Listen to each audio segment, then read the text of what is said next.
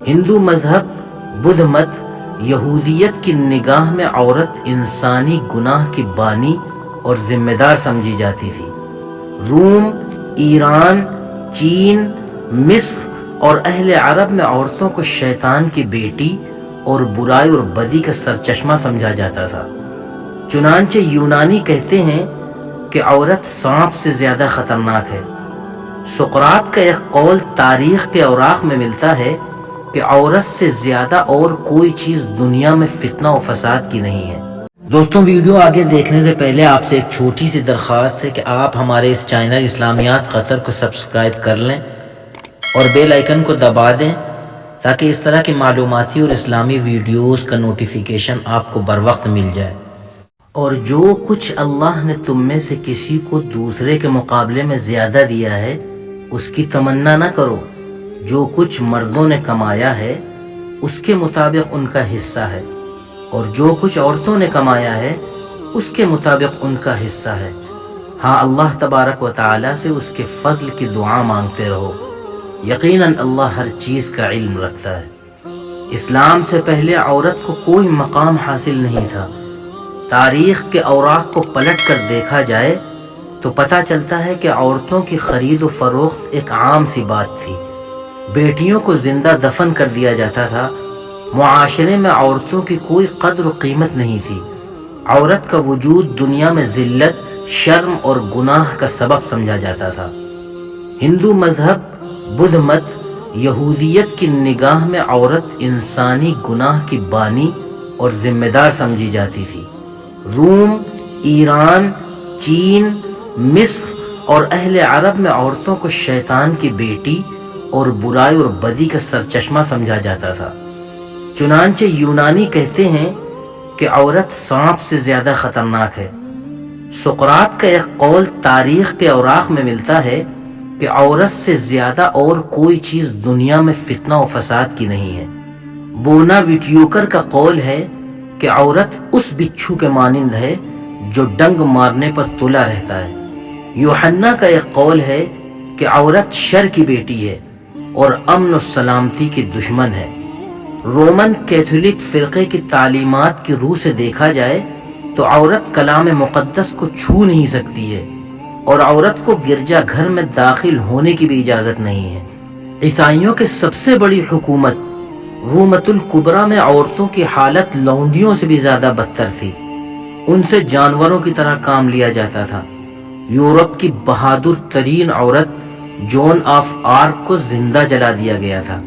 دور جاہلیت کے عربوں میں عورت کو اشعار میں خوب رسوا کیا جاتا تھا، اور لڑکیوں کے پیدا ہونے پر ان کو زندہ دفن کر دیا کرتے تھے۔ لیکن قربان جائیے اس محسن انسانیت رحمت للعالمین حضرت محمد مصطفیٰ صلی اللہ تعالی علیہ وسلم پر کہ جنہوں نے عورت کو وہ مقام عطا فرمایا جو آج تک کسی مذہب میں حاصل نہیں ہوا۔ اب اگر عورت ماں ہے تو اس کے پاؤں کے نیچے جنت ہے، بیٹی ہے تو بخشش کا ذریعہ ہے، بیوی ہے تو ایمان کی تکمیل کا ذریعہ ہے، بہن ہے تو غیرت کا ذریعہ ہے۔ اس ماحول میں جس نے نہ صرف قانونی اور عملی حیثیت سے بلکہ ذہنی حیثیت سے بھی ایک عظیم انقلاب برپا کیا ہے تو وہ اسلام ہے۔ اسلام ہی دنیا کا وہ واحد اور مقدس مذہب ہے جس نے عورت کو بہت اونچا مقام و مرتبہ عطا کیا ہے۔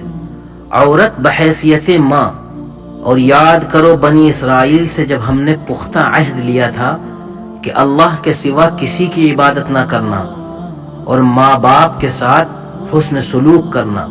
جب عورت ماں بنتی ہے تو اس کی خدمت کے صلے میں جنت کی ضمانت ملتی ہے، اور جنت اس کے قدموں تلے رکھ دی گئی ہے۔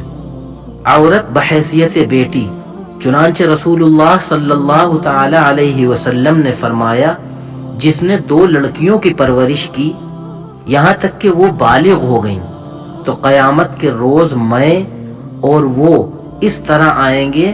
رسول اللہ صلی اللہ تعالی علیہ وسلم نے اپنی شہادت کی انگلی کو ساتھ والی انگلی سے ملا کر دکھایا۔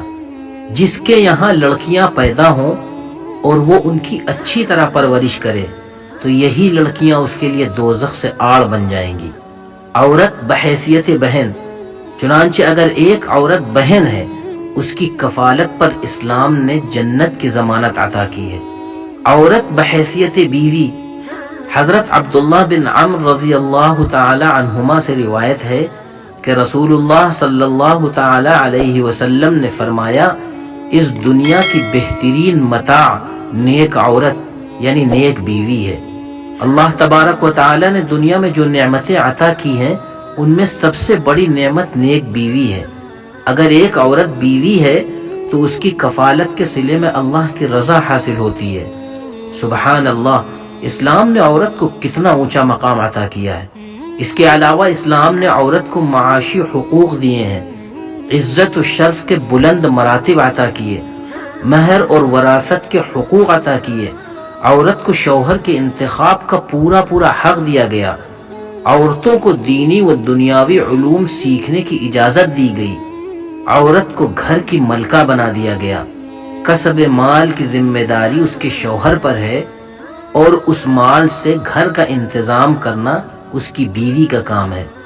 اسلام عورت کو زندگی کے میدان میں ایک واضح دائرہ کار دیتا ہے اور اسے مرد کے برابر ذمہ داری سونپتا ہے۔ اسلام نے عورت کو یہ سارے مقام و مرتبے عطا کیے ہیں، اور یہی نہیں بلکہ یہ حقوق عورت کو اس وقت عطا کیے گئے ہیں جب اسے پیدا ہوتے ہی زندہ درگور کر دیا جاتا تھا۔ رسول اللہ صلی اللہ تعالی علیہ وسلم نے حجۃ الوداع کے موقع پر فرمایا، اپنی عورتوں کے ساتھ حسن سلوک کیا کرو۔ آج بھی بہت ساری خواتین ظلم و زیادتی کا نشانہ بنی ہوئی ہیں، ضرورت اس بات کی ہے کہ انہیں ان کے حقوق یاد دلائے جائیں۔ دین اسلام نے جو مقام و مرتبہ عورت کو عطا کیا ہے اس سے آگاہ کیا جائے تاکہ ہمارے معاشرے کی بگڑتی ہوئی حالت پر قابو پایا جا سکے۔